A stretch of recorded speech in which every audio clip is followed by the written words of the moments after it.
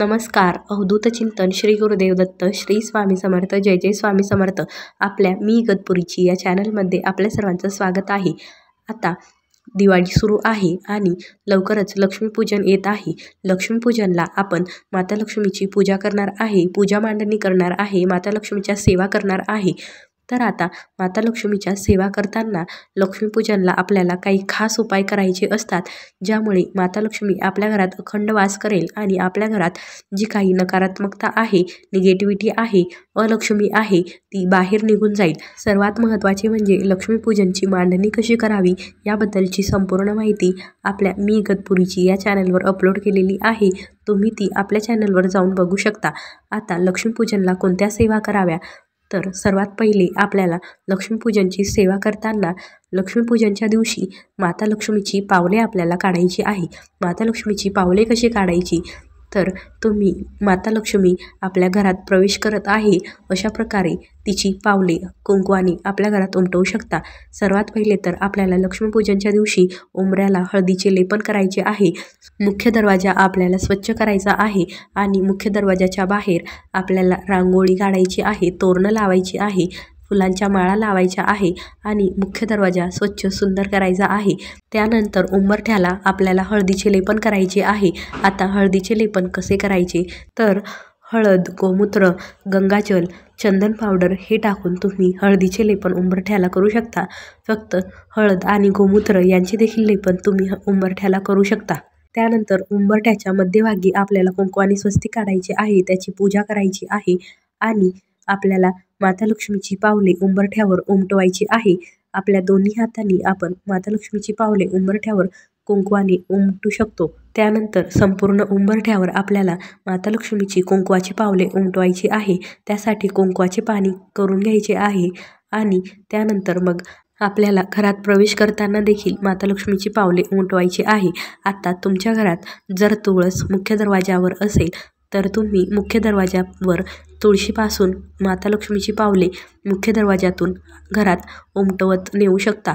जर तुमची तुळस ही मुख्य दरवाजावर नसेल आणि ती कुठे दुसऱ्या ठिकाणी असेल तर मुख्य दरवाजातून तुम्ही माता लक्ष्मीची पावले उमटवू शकता आणि तुळशीपासून देखील माता लक्ष्मीची पावले घरात येत आहे असे तुम्ही कुंकवाने पावले उमटवू शकता.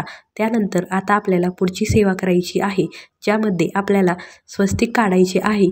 आता आपल्याला स्वस्तिक कुठे काढायचे आहे, तर पहिले स्वस्तिक आपल्याला आपल्या उंबरठ्यावर काढायचे आहे. त्याची हळद कुंकू लावून पूजा करायची आहे, त्याला अक्षदा अर्पण करायच्या आहे आणि त्याला धूप दीप ओवाळायचे आहे.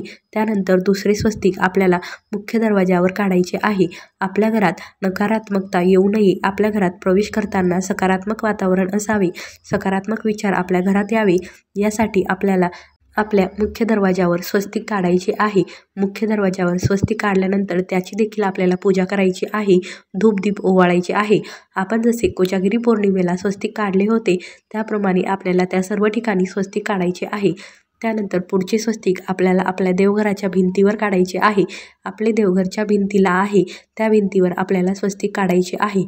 त्यानंतर पुढचे स्वस्तिक आपल्याला आपल्या मुलांच्या अभ्यासाच्या खोलीत किंवा आपली जी काही व्यवसायाची खोली आहे किंवा आपण ज्या ठिकाणी बसून आपला व्यवसायाची कामे करतो किंवा मुले ज्या ठिकाणी बसून अभ्यास करतात त्या ठिकाणी आपल्याला स्वस्तिक काढायची आहे. आपल्या घरात ज्या ठिकाणी बसून काम केल्यानंतर आपल्या घरात माता लक्ष्मी येते त्या ठिकाणी आपल्याला स्वस्तिक काढायचे आहे. त्यानंतर पुढचे स्वस्तिक आपल्याला आपल्या स्वयंपाकघरात काढायचे आहे. तुम्ही स्वयंपाक करताना ज्या दिशेकडे तुमचे तोंड होते त्या दिशेच्या भिंतीवर आपल्याला स्वस्तिक काढायचे आहे. त्यानंतर पुढचे स्वस्तिक आपल्या तिजोरीवर काढायचे आहे किंवा कपाटावर काढायचे आहे. ज्या कपाटामध्ये तुम्ही तुमचे पैसे, महत्त्वाची कागदपत्रे, महत्त्वाच्या वस्तू ठेवतात त्या कपाटावर आपल्याला स्वस्तिक काढायचे आहे. त्यानंतर पुढचे स्वस्तिक आपल्याला तुळशी वृंदावनावर काढायचे आहे. तुमच्याकडे तुळशी वृंदावन नसेल, कुंडी असेल तर तुम्ही कुंडीवर देखील स्वस्तिक काढू शकता. त्यानंतर पुढचे स्वस्तिक आपल्याला आपण जेथे पूजा मांडणी करणार आहे, लक्ष्मीपूजनची आपण जिथे मांडणी करणार आहे त्या ठिकाणी काढायची आहे आणि त्या ठिकाणी आपण जिथे शिरई ठेवणार आहे किंवा झाडू ठेवणार आहे त्या ठिकाणी आपल्याला पुढचे स्वस्तिक काढायचे आहे। आता या स्वस्तिकच्या आणि माता लक्ष्मीचे पावले उमटवण्याच्या सेवा तुम्ही सकाळी करू शकता किंवा दिवसभरात कधीही करू शकता। आता आपल्याला पुढचा उपाय करायचा आहे तो असा की तुम्ही जेव्हा लक्ष्मीपूजनची मांडणी करणार आहे त्याच्या आधी तुम्ही घर झाडणार असाल आणि घर झाडताना आपल्याला आपल्या सर्व घराच्या खोल्या झाडून आणायच्या आहे आणि आपल्याला मुख्य दरवाजातून तो कचरा बाहेर काढायचा आहे। मुख्य दरवाजातून आपल्याला कचरा बाहेर काढायचा आहे आणि आपले घर आपल्याला असे झाडायचे आहे की आपला तो कचरा मुख्य दरवाजातून बाहेर निघाला पाहिजे। घराच्या शेवटच्या टोकापासून मुख्य दरवाजापर्यंत आपल्याला झाडत आणायचे आहे आणि मुख्य दरवाजाच्या बाहेर आपल्याला तो कचरा आणायचा आहे। तो कचरा आपल्याला भरून घ्यायचा आहे। एखाद्या कागदामध्ये किंवा पिशवीमध्ये तुम्ही तो कचरा भरू शकता आणि त्या कचऱ्याला हळद कुंकू लावून त्याची पूजा करायची आहे आणि त्या कचऱ्याला अलक्ष्मी समजून आपल्याला तो घराच्या बाहेरच टाकून द्यायचा आहे आणि त्या कचऱ्याला पुन्हा मुख्य दरवाजातून घरात परत आणायचे नाहीये। तो कचरा आपल्याला बाहेरच्या बाहेरच त्याची विल्हेवाट लावायची आहे। बाहेरच्या बाहेरच तो आपल्याला टाकून द्यायचा आहे। त्या कचऱ्याच्या रूपात आपल्या घरातील अलक्ष्मी बाहेर गेली आहे आणि आपल्या घरात माता लक्ष्मी येणार आहे असे समजून आपल्याला तो कचरा घराच्या बाहेर टाकून द्यायचा आहे। आता तुम्ही झाडून कचरा एखाद्या कागदात भरल्यानंतर त्याची पूजा केल्यानंतर तुम्ही तो कचरा एखाद्या कचऱ्याच्या डब्यात किंवा जेथे तुम्ही कचरा टाकता तिथे टाकू शकता। परंतु जर तुमचा कचऱ्याचा डबा जर घरात असेल आणि जर तुम्हाला तो मुख्य दरवाजातून कचरा मध्ये आणावा लागत असेल तर तुम्हाला तसे करायचे नाहीये, कारण तो कचरा आपल्याला पुन्हा मुख्य दरवाजातून आत घ्यायचा नाहीये। तुम्ही तो बाहेरच्या बाहेरच कुठेही टाकू शकता किंवा बाहेर एखाद्या ठिकाणी तो ठेवू शकता आणि जेव्हा तुम्ही कचरा टाकायला जाणार असाल तेव्हा त्याची विल्हेवाट लावू शकता। आता आपल्याला पुढचा उपाय करायचा आहे की आपल्या घरातील झाडू किंवा शिरई आपल्याला घ्यायची आहे आणि आपण जेव्हा लक्ष्मीपूजन करणार आहे त्यावेळेस आपल्याला आपल्या घरातील शेवटच्या टोकापासून मुख्य दरवाजापर्यंत एका सरळ रेषेत आपल्याला तो झाडू ओढत आणायचा आहे किंवा आपल्याला सरळ रेषेत तो झाडू आणायचा आहे।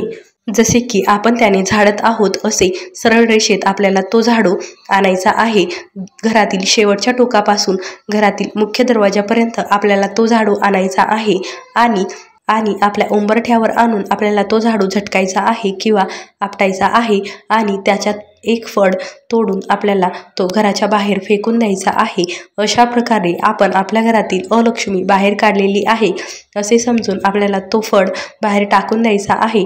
तो देखील तुम्ही कचऱ्याच्या डब्यात टाकून देऊ शकता किंवा तुम्ही त्याला घराच्या बाहेर फेकू शकता आणि पुन्हा तो फळ आपल्याला आपल्या घरात घ्यायचा नाहीये, त्याची बाहेरच्या बाहेरच विल्हेवाट लावून द्यायची आहे। आणि लक्ष्मीपूजनला हा उपाय केल्यानंतर यापुढे कधीही आपल्या घरात कटकट भांडणे होतील तेव्हा आपल्याला हा उपाय करायचा आहे, जेणेकरून आपल्या घरातील त्यावेळेस निर्माण झालेली नकारात्मकता अलक्ष्मी आपल्या घराबाहेर निघून जाईल। त्यासाठी आपल्याला हा उपाय करायचा आहे।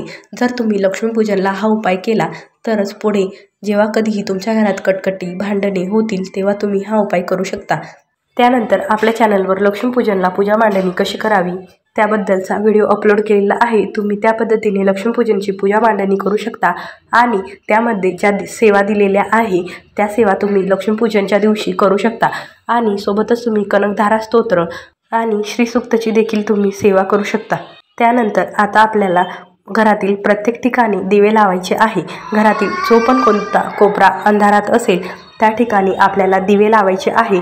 प्रत्येक घरातील कोपरा उजळला पाहिजे आणि कुठेही अंधकार राहता कामा नये यासाठी आपल्याला घरातील प्रत्येक कोपऱ्यात दिवे लावायचे आहे। त्यानंतर जेव्हा आपण लक्ष्मीपूजन करणार आहे तेव्हा आपल्याला पिवळ्या कवडीची एक सेवा करायची आहे। पिवळ्या कवडीची सेवा अशी करायची आहे की ती आपल्याला लक्ष्मीपूजनच्या पूजेमध्ये आपल्याला ठेवायची आहे आणि आपल्याला तिच्यावर श्रीसूक्त, कनकधारा स्तोत्र आणि माता लक्ष्मीचा गायत्री मंत्र, विष्णू गायत्री मंत्र, कुबेर मंत्र हे सर्व म्हणायचे आहे आणि ती पिवळी कवडी आपल्याला एखाद्या लाल वस्त्रामध्ये बांधायची आहे आणि आपल्या पर्समध्ये, तिजोरीमध्ये किंवा आपल्या पॉकेटमध्ये जेथे आपण पैसे ठेवतो त्या ठिकाणी आपल्याला ती पिवळी कवडी ठेवायची आहे। त्यामुळे आपल्याकडे माता लक्ष्मी आकर्षित होईल, आपल्याकडे धन पैसे आकर्षित होतील यासाठी आपल्याला ही सेवा करायची आहे। त्यानंतर आपल्याला अजून एक उपाय करायचा आहे। त्यासाठी आपल्याला एका लाल वस्त्रामध्ये एक पिवळी कवडी, हळकुंड, तांदूळ आणि सुपारी घ्यायची आहे। त्यासोबत आपण पूजेमध्ये ठेवलेल्या पैशांमध्ये जर काही नाणी असतील ते तुम्ही ठेवू शकता, किंवा त्यामध्ये जर एखादे कमळाचे फूल किंवा एखादे फूल तुम्ही माता लक्ष्मीला अर्पण केले असेल तर ते देखील तुम्ही ठेवू शकता। हे सर्व एकत्र करायचे आहे, त्याची एक पोटली तयार करायची आहे आणि त्यावर आपल्याला श्रीसूक्त आणि कनकधारा स्तोत्र म्हणायचे आहे, लक्ष्मी गायत्री मंत्र म्हणायचा आहे आणि आपल्याला ती पोटली आपल्या पर्समध्ये, पॉकेटमध्ये किंवा कपाटामध्ये, तिजोरीमध्ये जिथे आपण आपले पैसे, महत्त्वाचे डॉक्युमेंट ठेवतो तेथे ठेवायची आहे। या उपायामुळे आपल्या घरात धन, धान्य यांची कमतरता भासत नाही, आपल्या घरात भरभराट होते, सुख समृद्धी नांदते। आता बरेच जणांचे असे प्रश्न असतात की हे सर्व केल्याने लक्ष्मी प्राप्त होते का? जर आपण कष्ट करत असू, प्रामाणिकपणे प्रयत्न करत असू तर आपल्याला नक्कीच लक्ष्मी प्राप्त होते। परंतु जर आपल्या मनात वाईट विचार आहे, आपण नकारात्मक विचार करत आहे, आपण कोणाचे वाईट करत आहे तर आपल्याला लक्ष्मी प्राप्त होते, परंतु ती आपल्याकडे टिकतेच असे नाही।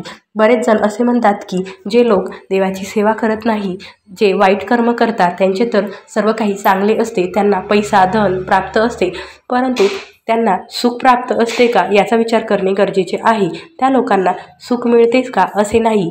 सुख मिळण्यासाठी चांगले कर्म करणे गरजेचे असते आणि जे लोक चांगले कर्म करतात आणि चांगल्या मार्गाने पैसा कमावतात त्यांना सुख हे मिळतेच। थोड्या पैशात देखील सुखी समाधानी राहण्यासाठी आपल्याला चांगले कर्म करणे आणि देवाची सेवा करणे गरजेचे असते।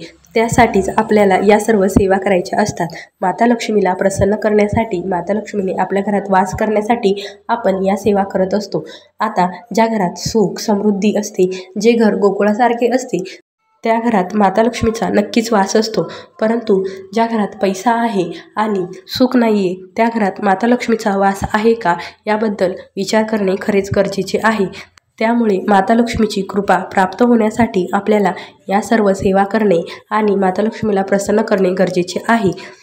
तुम्हाला हा व्हिडिओ आवडला असेल, या व्हिडिओतून तुम्हाला संपूर्ण माहिती मिळाली असेल अशी मी अपेक्षा करते। व्हिडिओ आवडला तर व्हिडिओला लाईक करा, चॅनलला सबस्क्राईब करा आणि हा व्हिडिओ जास्तीत जास्त शेअर करा। आपल्या मी इगतपुरीची या चॅनलवर लक्ष्मीपूजनाबद्दल अशीच माहिती अपलोड केलेली आहे, ती देखील तुम्ही बघू शकता। व्हिडिओ आवडला तर व्हिडिओला लाईक करा, चॅनलला सबस्क्राईब करा आणि व्हिडिओ बघितल्याबद्दल धन्यवाद। आपल्या सर्वांना लक्ष्मीपूजनाच्या आणि दीपावलीच्या खूप खूप शुभेच्छा। व्हिडिओ बघितल्याबद्दल धन्यवाद। अवधूत चिंतन श्री गुरुदेव दत्त, श्री स्वामी समर्थ, जय जय स्वामी समर्थ।